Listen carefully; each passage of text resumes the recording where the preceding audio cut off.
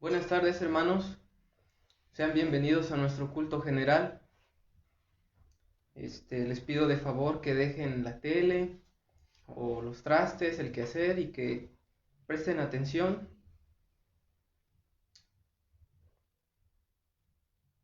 Vamos a nuestras Biblias, a la primera carta a Timoteo, capítulo 3. Vamos a leer del 1 al 7. Dice así, hermanos: palabra fiel, si alguno anhela obispado, buena obra desea. Pero es necesario que el obispo sea irreprensible, marido de una sola mujer, sobrio, prudente, decoroso, hospedador, apto para enseñar. Versículo 3: no dado al vino, no pendenciero, no codicioso de ganancias deshonestas, sino amable, apacible, no avaro, que gobierne bien su casa, que tenga a sus hijos en sujeción con toda honestidad. Pues el que no sabe gobernar su propia casa, ¿cómo cuidará de la iglesia de Dios? Versículo 6: no un neófito, no sea que envaneciéndose caiga en la condenación del diablo. Y versículo 7 dice: también es necesario que tenga buen testimonio de los de afuera, para que no caiga en descrédito y en lazo del diablo. Vamos a hacer una oración, hermanos. Cierren sus ojos. Padre, te agradecemos en esta tarde que tú nos das. Gracias por la vida, los alimentos, por el trabajo que nos das también. Y en esta hora te pedimos que tomes el control de este culto y que nos permitas estudiar tu palabra, escudriñadla como dijo Jesucristo, y que podamos ser hacedores y no solo oidores de tu palabra. Te pedimos perdón por la sangre de Cristo, de todos nuestros pecados, nuestras faltas y errores. Te pedimos que nos ayudes, Padre, en el nombre de tu Hijo Jesucristo. Amén. Vamos a iniciar, hermanos, con los cantos. Va a pasar nuestra hermana Greta y nuestro hermano Rafa nos va a ayudar. Adelante, hermano.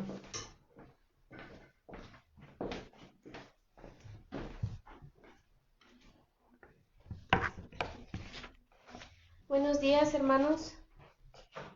Esperamos en el Señor que se encuentren bien en sus hogares. Recordemos que aunque estemos en nuestro hogar, es importante tener pues sea un himnario o descargado en el celular pues el himnario para poder cantar todos juntos. Sabemos que no vamos a verles, pero pues es la intención de hacer por medio de esa transmisión en vivo el culto. Así que les invito, hermanos, a que vayan buscando el himno número 66, 63, se llama Alabad al Gran Rey. Y como siempre, pues leemos porciones de la palabra de Dios que pues refuerzan lo que vamos a cantar. Por ejemplo, en el Evangelio de Marcos, capítulo 13, versículo 35 al 37 dice: velad pues, porque no sabéis cuándo vendrá el Señor de la casa, si al anochecer, o a la medianoche, o al canto del gallo, o a la mañana, para que cuando venga de repente no nos halle durmiendo. Y lo que a vosotros digo, a todos lo digo, velad.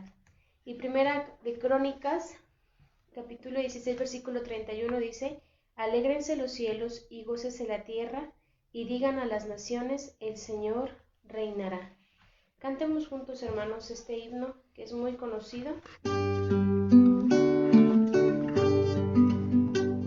Solemne resuenen las voces de amor, con gran regocijo tributen loor al Rey soberano, el buen Salvador. Dignísimo es el del más alto honor. Alabad, alabad, alabad al gran Rey, adorad, adorad, adorad a su Grey. Es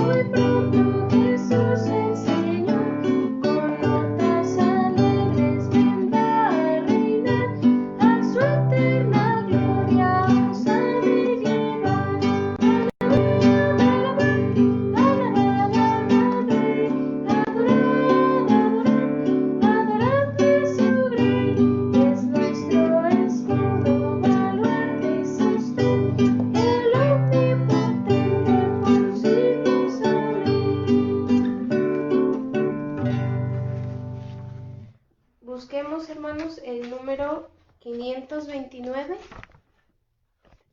El himno número 529.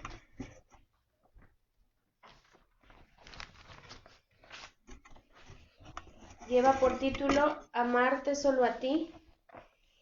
Y en el Evangelio de Lucas, capítulo 10, versículo 27, dice: Aquel respondiendo dijo: Amarás al Señor tu Dios con todo tu corazón, con toda tu alma y con todas tus fuerzas, y con toda tu mente, y a tu prójimo como a ti mismo. Cantemos, hermanos.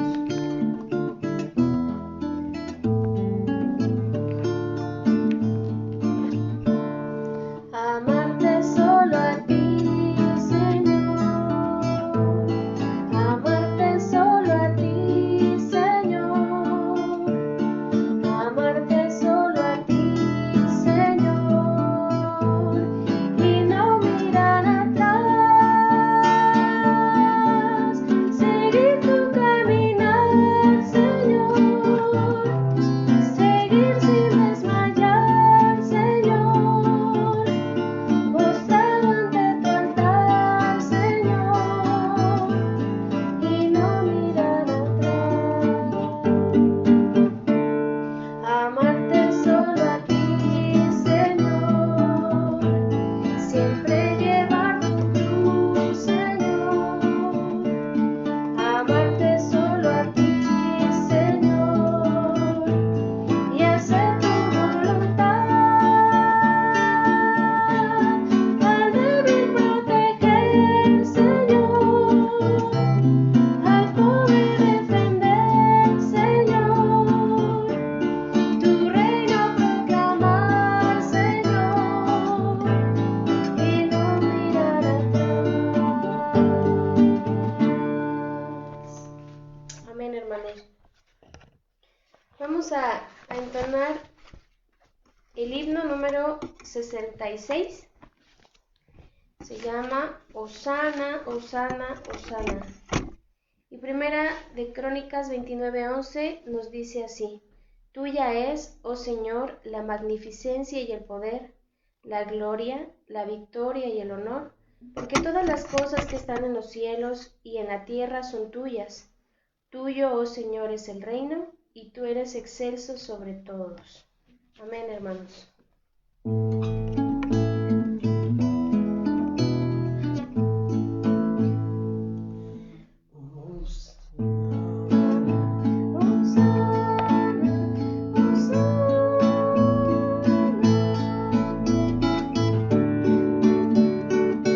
Disculpen, hermanos, no me lo sé. Hermana, ¿puede cantar conmigo, hermana Celia?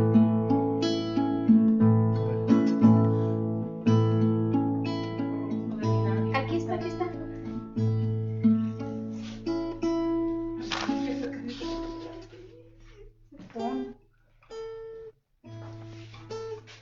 Perdón, hermano.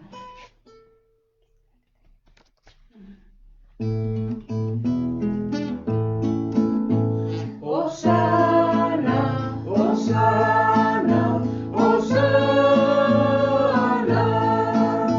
El cielo y tierra es del Señor, la gloria y potestad, y nos circunda con su amor la excelsa Trinidad. Alza pues signos de loor, que es grato en su bien, y a Dios brindamos todo honor, ahora y siempre. Amén. A Dios brindamos todo honor, todo honor, todo honor. A Dios brindamos todo honor, ahora y siempre. Amén. Hosana, Hosana, Hosana. El cielo y tierra es del Señor, la gloria y potestad, y nos circunda con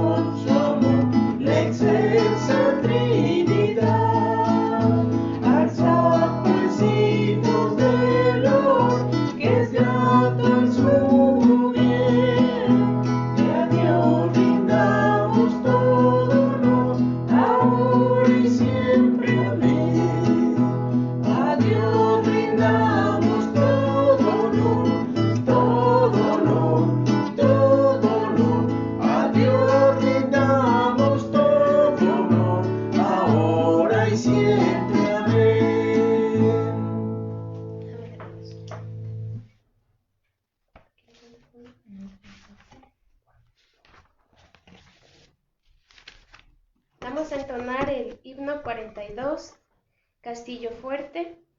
El Salmo 18 del 2 al 3 dice: El Señor, roca mía y castillo mío, mi libertador, Dios mío, fortaleza mía, en Él confiaré, mi escudo y la fuerza de mi salvación, mi alto refugio. Invocaré al Señor, quien es digno de ser alabado, y seré salvo de mis enemigos. Amén.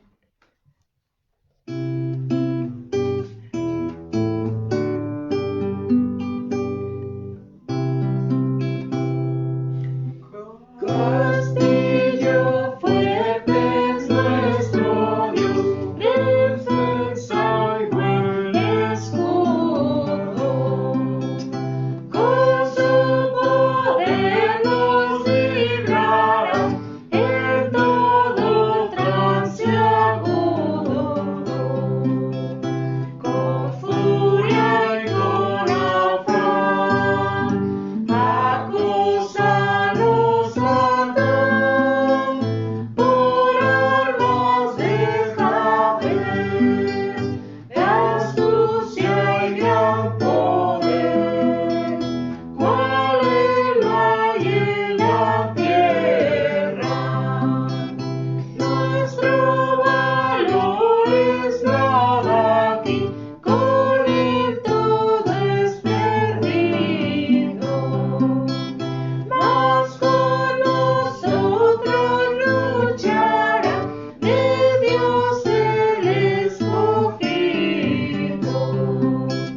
Es nuestro Rey Jesús, el que vence en la cruz, Señor y Salvador, y siendo el solo Dios, Él triunfa en la batalla. Y si demonios mil están prontos a devorarnos, no temeremos, porque Dios sabrá cómo ampararnos.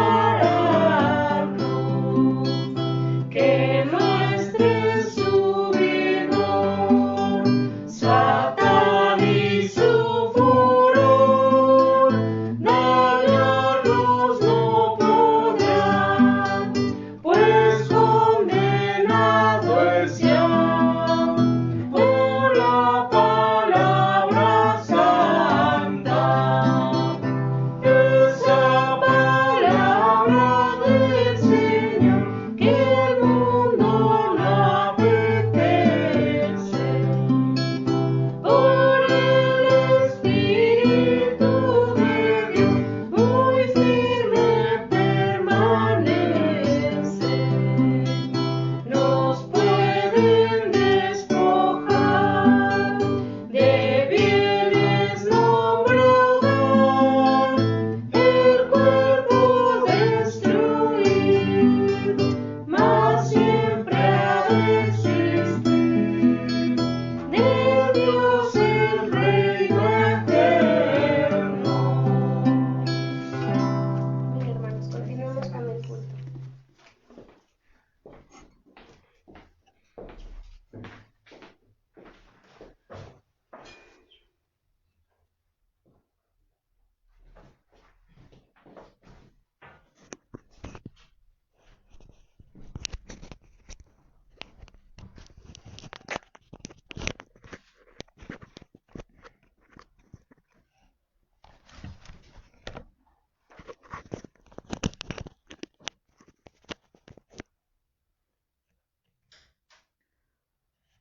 Bien, hermanos, vamos a abrir nuestras Biblias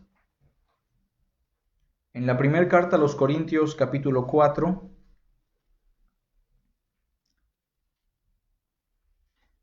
Primera a los Corintios, capítulo 4.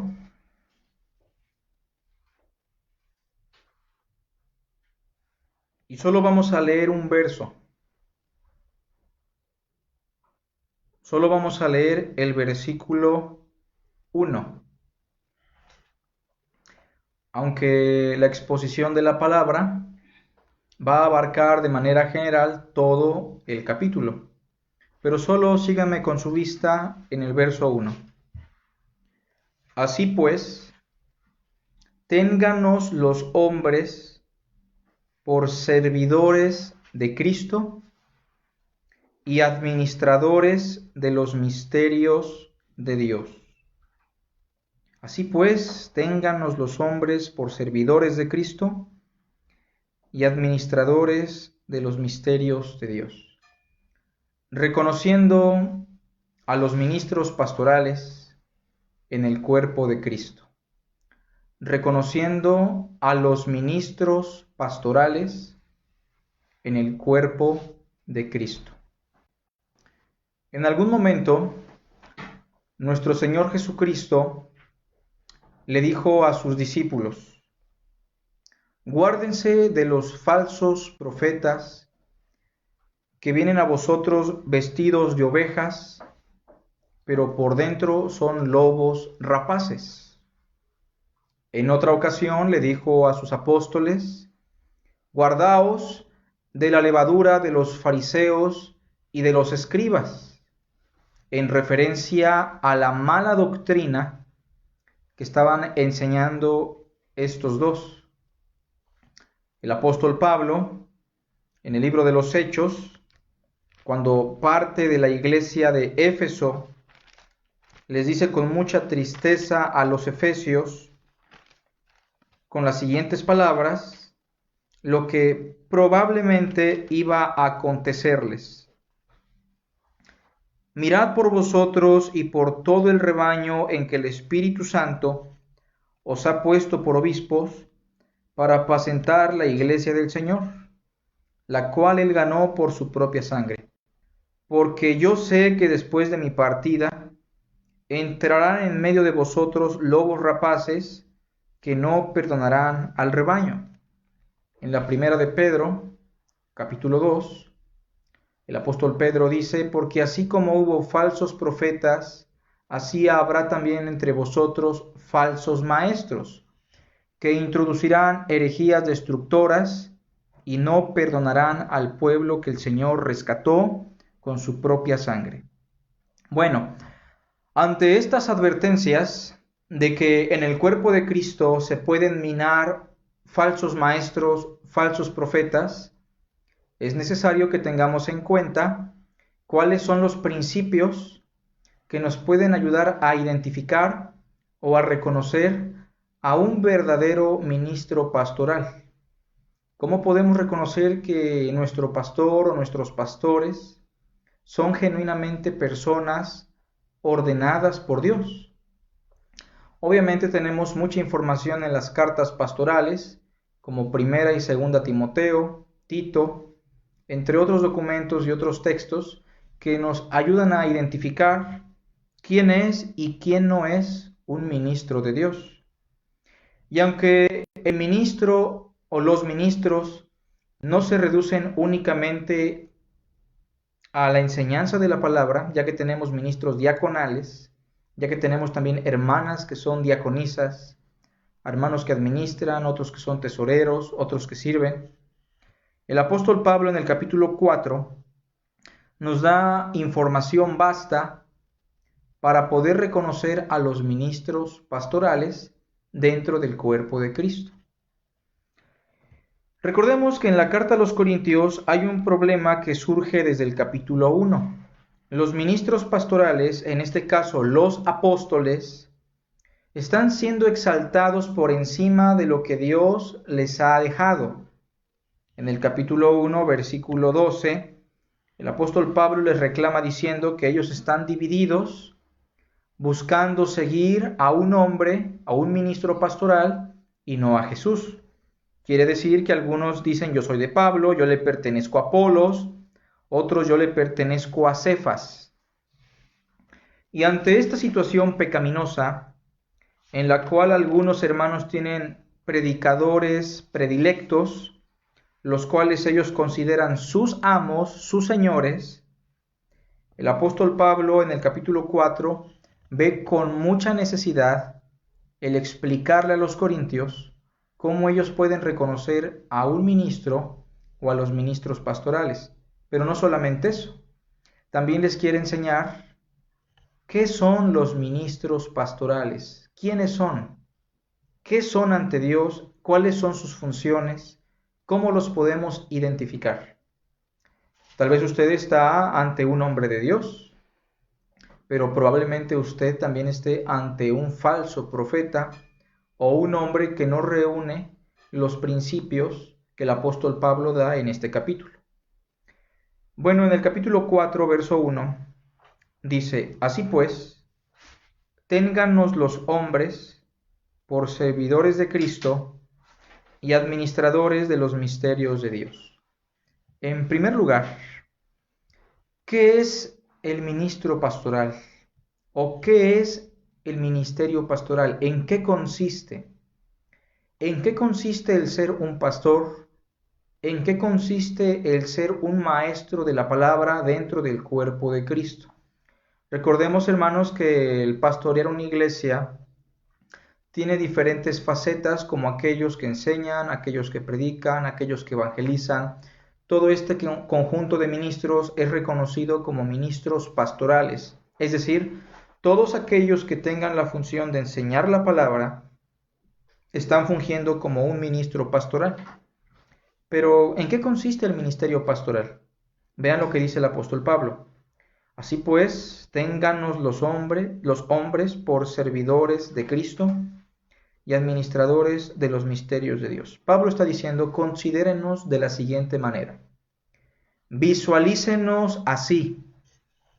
Si tienen que ver algo en nosotros, que sea lo siguiente. Número 1, somos servidores de Cristo.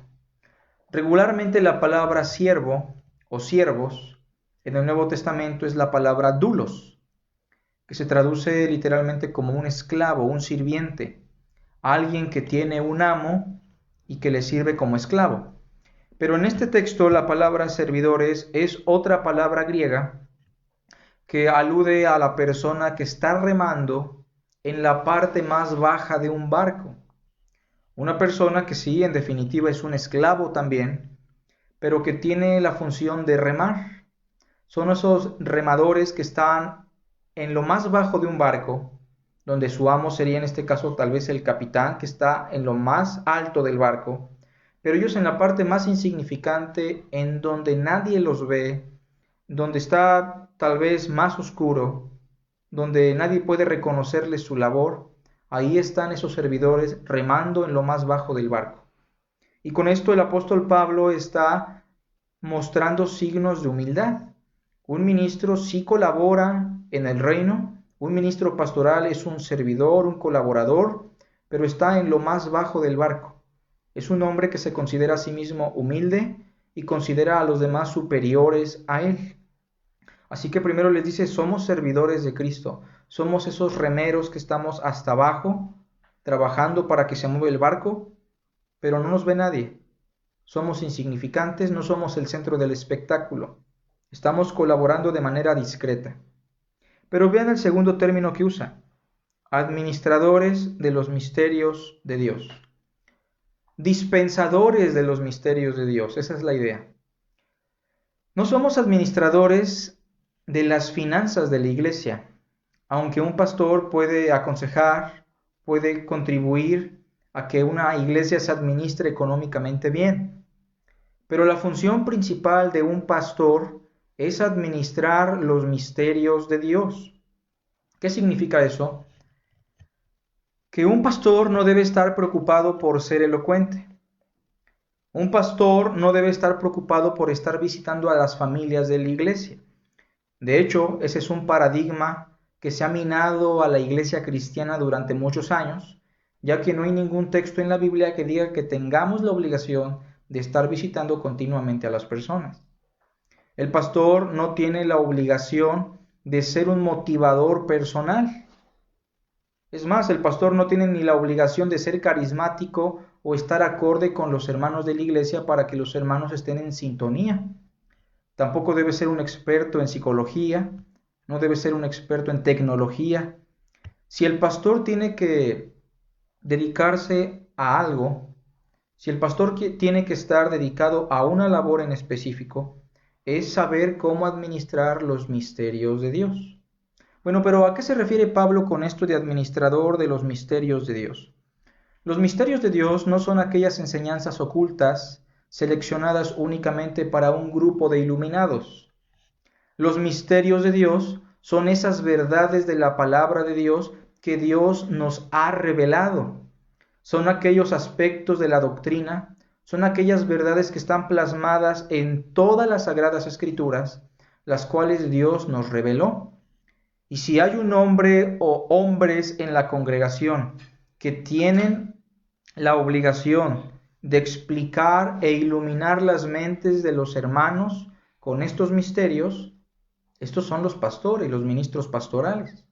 Un ministro pastoral tiene que dominar las doctrinas básicas del cristianismo y estar siempre preparado para presentar defensa con mansedumbre y reverencia ante todo aquel que les demanda razón de la esperanza que hay en ellos.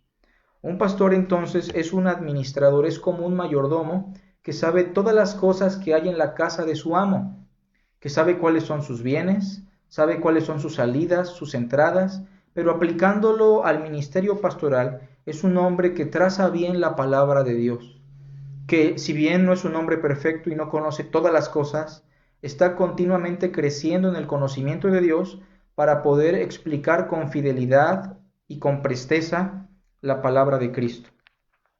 Vean conmigo un texto en la primera Timoteo.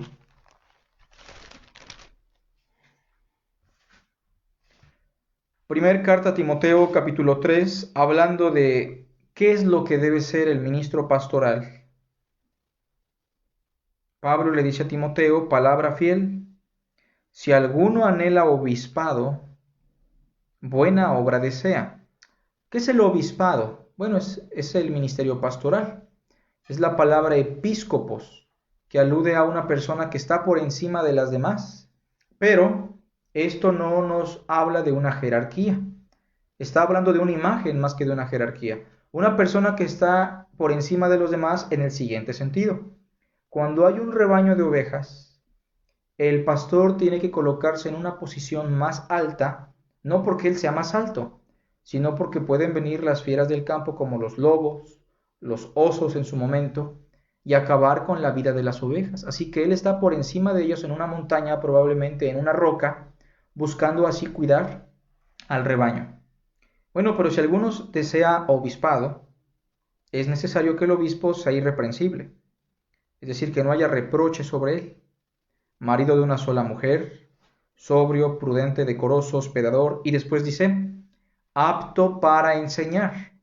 Más adelante, cuando se nos habla de los requisitos para los diáconos también tienen que ser irreprensibles, los diáconos también tienen que ser maridos de una sola mujer, los diáconos también tienen que ser sobrios, prudentes, decorosos, hospedadores, pero nunca se les exige a los diáconos que sean aptos para enseñar.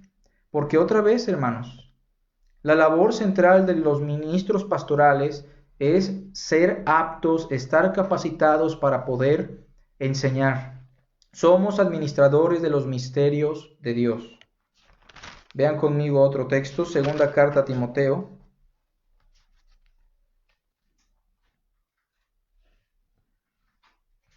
Segunda carta a Timoteo, capítulo 2, verso 15. Pablo le dice a Timoteo, procura con diligencia presentarte a Dios aprobado. ¿En qué sentido? ¿En qué sentido, Pablo? ¿Cómo yo, Timoteo, puedo presentarme ante Dios como un pastor, como un ministro aprobado?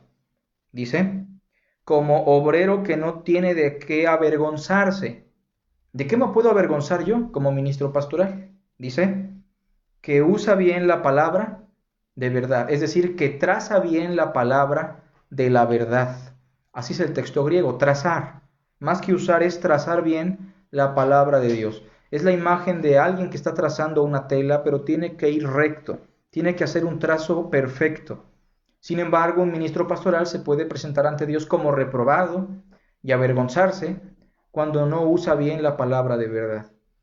Si somos ministros pastorales, o si usted es miembro de una iglesia y tiene que identificar al ministro pastoral o a los ministros pastorales, en primer lugar, tenemos que estar interesados en saber si ellos son servidores de Cristo, son humildes, están dispuestos a remar en lo más bajo. Y tenemos que identificar si ellos trazan bien la palabra de Dios, si son buenos administradores de los misterios de Dios. ¿Por qué? Porque un pastor no puede tener confusión sobre la palabra. Puede pasar, pero tiene que estar buscando de la palabra la verdad y en oración la iluminación de parte de Cristo. No puede haber un pastor que no pueda explicar la doctrina básica del cristianismo. No puede existir un ministro pastoral que deje en duda o en sintonía o como con 30 posturas sobre un tema a sus hermanos. Un ministro pastoral debe estar seguro de administrar bien los misterios de Dios. Verso 2. Ahora bien, se requiere de los administradores que cada uno sea hallado fiel. En segundo lugar, hermanos, ¿qué otra cosa el apóstol Pablo nos dice sobre los ministros pastorales? Son personas que están dispuestas a ser juzgadas por Dios. Personas dispuestas a ser examinadas, a ser juzgadas por Dios y delante de Dios. El apóstol Pablo no era un hombre que tenía un jet privado, no era un hombre que tenía 5 mansiones, no era un hombre que tenía grandes ofrendas y riquezas acumuladas en su cuenta bancaria. Era un hombre que tenía simplemente una limpia conciencia. Y si en algún momento se le iba a juzgar por algo, él estaba dispuesto. En el versículo 3, dice: yo en muy poco tengo el ser juzgado por ustedes. Es decir, si ustedes me juzgaran como iglesia, dice el apóstol Pablo, sería muy poco en lo que ustedes me podrían juzgar. Él no dice que es perfecto, pero reconoce que la iglesia no lo podría juzgar en gran cosa. Dice, o por tribunal humano. También un tribunal humano, si quisiera juzgarme, no hay cosa alguna de la cual me puedan acusar. Dice, y ni aun yo me juzgo a mí mismo. Ni siquiera yo tengo la autoridad para juzgarme a mí mismo. Porque aunque de nada tengo mala conciencia, esto significa yo me he dirigido de manera íntegra, es lo que dice Pablo, no por eso yo soy justificado. No quiere decir que por eso yo esté completamente perfecto y sin falla. Verso 4, pero el que me juzga es el Señor. Es decir, un ministro pastoral, hermanos, debe estar dispuesto a ser juzgado por Dios. Y si hay una falla, el ministro pastoral debe estar dispuesto a reconocerla. El ministro pastoral debe estar dispuesto a pasar por un proceso de disciplina si ha fallado en su vida íntegra ante Dios. Aunque el que lo juzga, dice Pablo, es el Señor. Verso 5. Así que no juzguéis nada antes de tiempo, hasta que venga el Señor, el cual aclarará también lo oculto de las tinieblas y manifestará las intenciones de los corazones. Y entonces cada uno recibirá su alabanza de Dios. Entonces un ministro pastoral sí tiene que estar dispuesto a pasar por el juicio de Dios, y muchas veces el juicio de Dios se tiene que dar a través de la congregación. ¿Está el ministro pastoral dispuesto a ser confrontado cuando hay un pecado en él? ¿Está el ministro pastoral dispuesto a que la iglesia lo juzgue y lo discipline si hay faltas? Es el segundo aspecto que el apóstol Pablo menciona sobre un ministro pastoral. En tercer lugar, el ministro pastoral tiene que dirigirnos a la autoridad de las Sagradas Escrituras. El ministro pastoral debe dirigirnos a la autoridad de las Sagradas Escrituras. ¿Por qué Pablo está mencionando estas cosas? ¿Por qué el apóstol Pablo nos habla o le habla a los corintios del ministerio pastoral? Bueno, ya dijimos porque los corintios estaban teniendo como máxima autoridad a los ministros y no a Cristo. Estaban teniendo como máxima autoridad a Pablo, a Pedro, a Apolos, pero la palabra de Dios estaba siendo desplazada. En el verso 6 Pablo dice, pero esto que les acabo de mencionar, hermanos, esto que les estoy explicando, ¿por qué lo digo? Bueno, lo he presentado como ejemplo en mí, Pablo, y en Apolos, por amor de ustedes, hermanos, para que sepan que yo y Apolos somos simplemente servidores de Cristo, somos administradores de los misterios de Dios, para que sepan que yo y Apolos estamos dispuestos a ser enjuiciados por Dios cuando Él lo requiera, que nosotros tenemos limpia conciencia y estamos dispuestos a que nos confronten si hay una falta en nosotros. Pero miren, hermanos, lo he presentado como ejemplo en mí y en Apolos por amor de ustedes, para que nosotros aprendáis a no pensar más de lo que está escrito.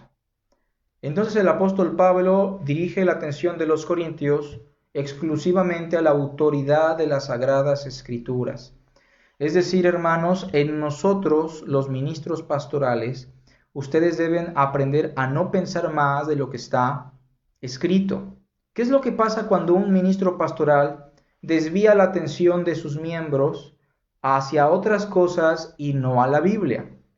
¿O qué es lo que pasa cuando usted pone toda su atención en lo que enseñó un pastor y no en las Sagradas Escrituras? Miren, hermanos, yo tengo a mi pastor, es un hombre de Dios, es un hombre que se dedica a estudiar la palabra continuamente, es un hombre íntegro. Sin embargo, yo no confío toda mi fe en lo que el pastor dice. El pastor es un hombre que de antemano tiene una autoridad para enseñar y que de antemano yo sé que estudia, yo sé que es un hombre dedicado a la verdad. Pero mi pastor, con todo y las virtudes que él tiene, no es la máxima autoridad en nuestra fe. Personalmente yo tengo que escudriñar las Escrituras y no pensar más de lo que está escrito. En algún momento hablaba yo con un varón y él me decía, es que el pastor nos dejó enseñado esto. Es que el pastor nos dio esta enseñanza. Es que el pastor nos dejó este camino a seguir. Bueno, hermanos, es que el pastor no es la máxima autoridad. Es que el ministro pastoral no es la máxima revelación. La máxima autoridad son las Sagradas Escrituras. En algunas ocasiones no es un pastor, a veces es la denominación. Es que la denominación nos ha enseñado esto. Es que la denominación nos ha guiado por este camino. Es que el presbiterio ha decidido lo siguiente. Es que el concilio de ancianos ha dicho esto. La máxima autoridad, hermanos, no la tiene un hombre. En la iglesia no vamos a tomar decisiones por democracia o por levantar el dedo la mayoría. En la iglesia y en el reino de Cristo hay una decisión siempre.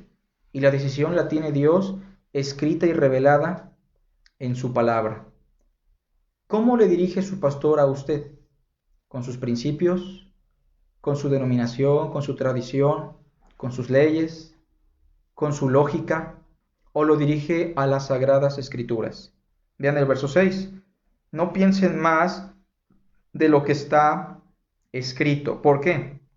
No sea que por causa de uno, es decir, no sea que por causa de un hermano que piense más de lo que está escrito, se empiecen a envanecer unos contra otros. Empiece a haber problemas por causa de estarse envaneciendo.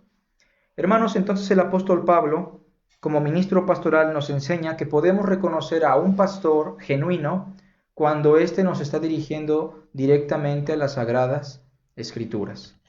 En algún momento yo hablaba con un ministro, el cual trataba de convencerme en algunas doctrinas, en algunas situaciones, de los misterios de Dios, las cuales no tenían ningún fundamento en la palabra de Dios. El punto es que en su momento yo tuve que decirle, hermano, yo veo que la palabra enseña esto y creo que esa es la verdad. Efectivamente, me dijo este hombre, eso es lo que enseña la Biblia. Pero yo como pastor tengo que sujetarme a lo que mi pastor me enseñó. Y yo le pido que usted se sujete a eso. Porque si mi pastor me lo enseñó y yo se lo enseño a usted, así estamos haciendo la voluntad de Dios. Bueno, pero es que la palabra, hermano, es más importante. Sí, pero la Biblia dice obedeced a vuestros pastores. Hermanos, eso es un principio completamente torcido, porque sí debemos obedecer a nuestros pastores, Hebreos lo dice, pero debemos obedecerlos en función de lo que enseñan las Sagradas Escrituras. Recuerden, el verso 1 dice que los pastores son administradores de los misterios de Dios. Así que la obediencia al pastor debe ser algo importante, siempre y cuando eso venga en las Sagradas Escrituras. Pondré un ejemplo muy importante. Si yo le dijera al hermano Rafa, hermano, por favor, asista a la congregación, ya no falte, le pido, hermano, que no haga esto y aquello porque está faltando a la iglesia. O si yo le dijera a la hermana Gretita, por favor, ofrenda en la congregación, no faltes a la iglesia. Hermano Eric, por favor, no dejes llorar. De alguna manera sí son imperativos, sí son órdenes de un pastor, pero la pregunta es, ¿son órdenes que vienen de la palabra? Porque si vienen de la palabra ellos deben obedecer. Pero si yo empiezo a tomar una autoridad por encima de los hermanos, eso ya sería ir en contra de la autoridad de la palabra de Dios. Así que recordemos, la autoridad máxima la tienen las Sagradas Escrituras. Y aún los ministros pueden ser confrontados cuando hay una falla, siempre y cuando la reprensión venga de las Sagradas Escrituras. Número 4. Los ministros deben estar dispuestos al padecimiento cristiano. Los ministros deben estar dispuestos al padecimiento cristiano. Hoy en día tenemos la idea de que un ministro, hermanos, debe ser un hombre bendecido por Dios y que eso se va a reflejar en su ropa, eso se va a reflejar en su carro, en su salud, en su economía. En algún momento algunos hombres que literalmente son falsos profetas han dicho que ellos tienen una gran bendición porque Dios les ha multiplicado sus riquezas. Mis hermanos, evidentemente el ministro pastoral va a padecer juntamente con todos los cristianos. Y obviamente los hermanos y la iglesia tienen la obligación también de cuidar el bienestar del pastor, como dice Pablo. Sin embargo, cuando las cosas marchan de la manera que Dios quiere, muchas veces, hermanos, vamos a padecer. Pero si hay alguien que tiene que estar dispuesto al padecimiento por encima de todos los cristianos, ese debe ser el ministro pastoral. El apóstol Pablo en el capítulo 4, versículo 9, hablando de los apóstoles, y de paso mencionamos que los apóstoles actuales que dicen ser apóstoles no viven nada de esto, y para nada se equipara su vida a lo que el apóstol Pablo dice. Dice el apóstol Pablo en el verso 9, porque según pienso, Dios nos ha exhibido a nosotros los apóstoles como postreros, como a sentenciados a muerte, pues hemos llegado a ser espectáculo al mundo, a los ángeles y a los hombres. ¿Por qué dice que son espectáculo para todos? Dice el verso 10. Nosotros somos insensatos por amor de Cristo. ¿Por qué dice que son insensatos? Vamos a ver. Mas vosotros prudentes en Cristo. Nosotros débiles, mas vosotros fuertes. Vosotros honorables, mas nosotros despreciados. Hasta esta hora padecemos hambre. ¿No es lo que vemos en los apóstoles que dicen ser apóstoles hoy día, o sí? Tenemos sed, estamos desnudos, somos abofeteados y no tenemos morada fija. Tampoco estoy diciendo que así deba de vivir el pastor o los ministros pastorales.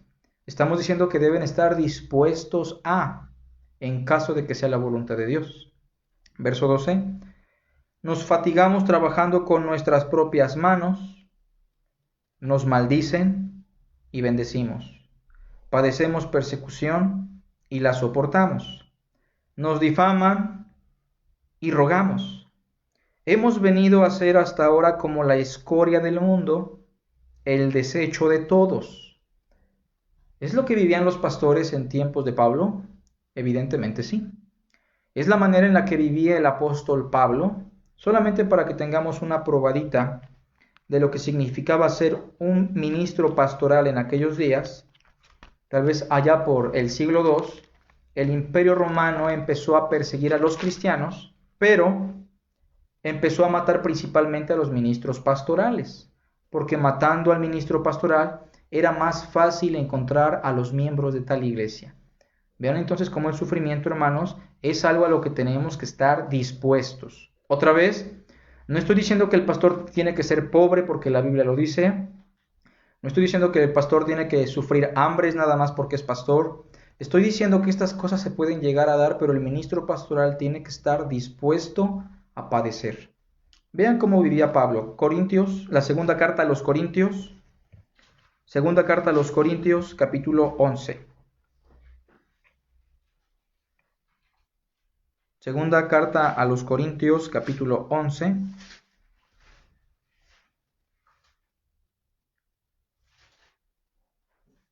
Vamos a leer del versículo 22 en adelante. dice Pablo, son hebreos, hablando de los falsos apóstoles que estaban minando la iglesia de Corinto. En la segunda carta lo que estaba pasando es que falsos apóstoles estaban llegando a la congregación, hombres que decían ser judíos, hombres que decían tener ciertas características. Esto provocó que muchos de los hermanos empezaran a dudar y a poner en tela de juicio el ministerio de Pablo. Pero si hay algo que Pablo puede exaltar de sí mismo, lo cual no debería de hacer, pero que lo hace únicamente para poner la prueba de su apostolado, es lo siguiente. Le dice, ellos son hebreos, yo también. Son israelitas, yo también. Son descendientes de Abraham, también yo. Dicen que son ministros de Cristo, pues como si estuviera loco hablo, yo más. En trabajos más abundante, en azotes sin número, en cárceles más, en peligros de muerte muchas veces. De los judíos 5 veces he recibido 40 azotes menos 1. 3 veces he sido azotado con varas, 1 vez apedreado, 3 veces he padecido naufragio, 1 noche y 1 día he estado como náufrago en alta mar, en caminos muchas veces, en peligros de ríos, peligros de ladrones, peligros de los de mi nación, peligros de los gentiles, peligros en la ciudad, peligros en el desierto, peligros en el mar, peligros entre falsos hermanos, en trabajo y fatiga, en muchos desvelos, en hambre y sed, en muchos ayunos, en frío y en desnudez. Y además de otras cosas, lo que sobre mí se agolpa cada día, la preocupación por todas las iglesias. A ver, hermanos, ¿quién enferma y yo no enfermo? Pablo está diciendo, yo también me enfermo. ¿A quién se le hace tropezar y yo no me indigno? ¿Cómo vivía entonces el ministro pastoral en aquellos días, hermanos? Un hombre dispuesto al sufrimiento. ¿Está usted como ministro pastoral dispuesto a padecer? ¿Está usted dispuesto a servir a Dios en una congregación aun cuando no tenga los privilegios de las necesidades básicas? ¿Su pastor o los ministros de su iglesia que son pastores viven realmente dispuestos a sufrir o a padecer? Porque es muy común pensar hoy, hermanos, que un ministro va a servir a una iglesia siempre y cuando haya un sueldo de por medio, siempre y cuando haya comodidades, siempre y cuando los hermanos respondan. Pero, ¿qué hacemos cuando no pasa eso? El apóstol dice que debemos estar dispuestos a padecer. ¿Qué hacemos cuando hay persecución? Debemos estar dispuestos a padecer. Y por último, hermanos, número 5, ministros que tienen la autoridad para ser imitados. Ministros que tienen la autoridad para ser imitados. Es complicado llegar a este grado de madurez pastoral, pero un ministro pastoral también es el ejemplo de vida para todos los hermanos. Vean lo que dice el apóstol Pablo en el capítulo 4 de 1 Corintios, del verso 14 al 16. Figuradamente el apóstol Pablo sabe que es el padre espiritual de los corintios, y como cualquier padre, no solamente les provee el alimento espiritual, sino que también les provee un ejemplo que esos hijos deben de seguir. En el verso 14 dice, no escribo esto para avergonzarlos, sino para amonestarlos como a ¿qué? Como a hijos míos amados. O sea que espiritualmente él se considera su padre. Porque aunque tengáis 10,000 ayos, 10,000 instructores en la doctrina de Cristo, no tendréis muchos padres, pues en Cristo Jesús yo os engendré por medio del Evangelio. Otra vez está considerando el padre de los corintios, desde un punto de vista metafórico, nada más. Verso 16 dice, por tanto, os ruego que me imitéis. Entonces un ministro pastoral debe estar dispuesto a ser el ejemplo de la grey, el ejemplo de la congregación. Pero esto lo dice Pablo porque en el capítulo 11, si van conmigo, versículo 1, él está completamente seguro de que él es imitador de Cristo. Dice el capítulo 11, versículo 1, sed imitadores de mí, así como yo de Cristo. El ministro pastoral es digno de ser imitado. ¿Ve usted que en el pastor hay una vida que puede ser imitada? Porque si no se puede confrontar, porque si no se puede disciplinar, hermanos. Pero el pastor está dispuesto a que su vida sea imitada, así como él imita a Cristo. El día de hoy hemos aprendido cuáles son los aspectos que nos ayudan a reconocer a un ministro pastoral. Yo les animo a que lo consideren y que lo examinen a la luz de la palabra. Vamos a hacer una oración. Gracias, Señor, te damos por tu palabra. Bendícela en el corazón de tus siervos, de tus hijos. Gracias por tu iglesia, Señor. Te damos la honra y la gloria en Cristo Jesús. Amén.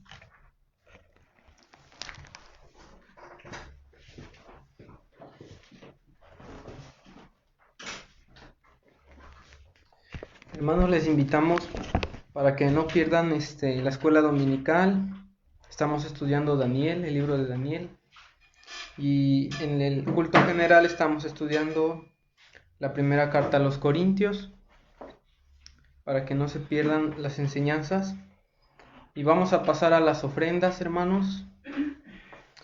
El libro de Proverbios 3, 9 y 10 dice: honra al Señor con todos tus bienes y con las primicias de todos tus frutos, y serán llenos tus graneros con abundancia, y tus lagares rebosarán de mosto. Ya sabemos que hay que apartar lo que Dios nos ha dado, un poco de lo que Él nos da, y hacerlo llegar a nuestras hermanas. Vamos a cantar, hermanos.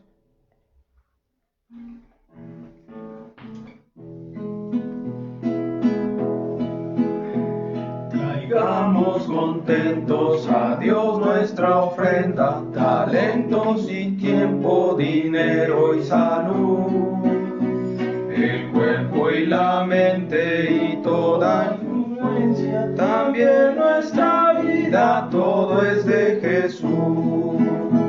Dios es poderoso y quiere ayudarnos a fin que tengamos la gracia de dar, y sus bendiciones no habrán de faltarnos si somos constantes en el ofrendar.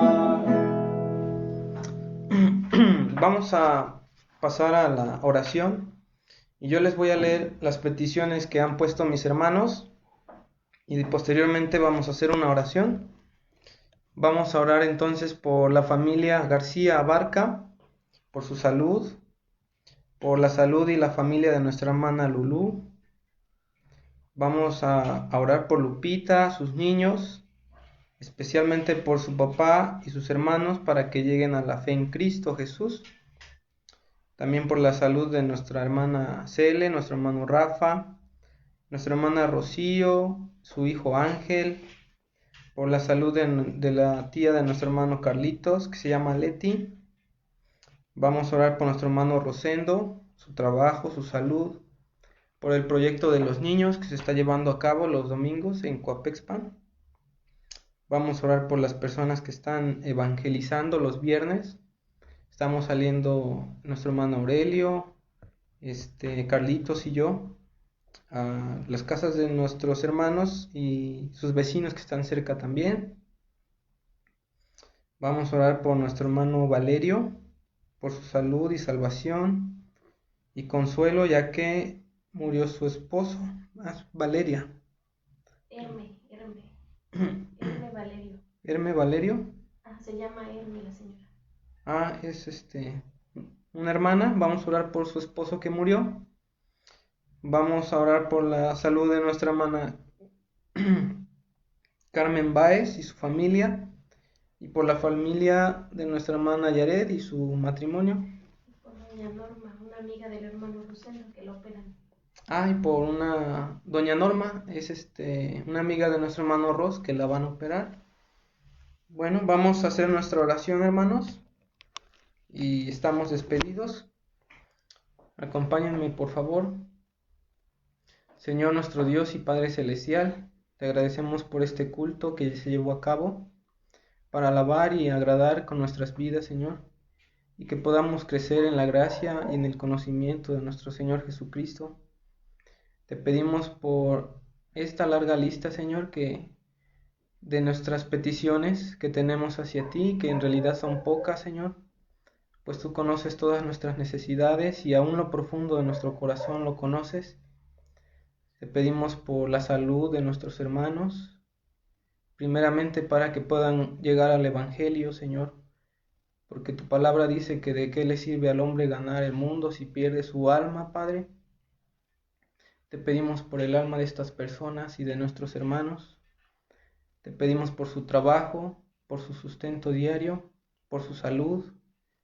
Y te agradecemos porque tú permites todo esto, Señor, para bien de los que te aman. Te rogamos, pues, que nos acompañes en esta semana y en lo que resta, Señor. Te lo pedimos en el nombre de tu Hijo precioso. Amén. Amén. Estamos despedidos, hermanos. Que Dios les bendiga.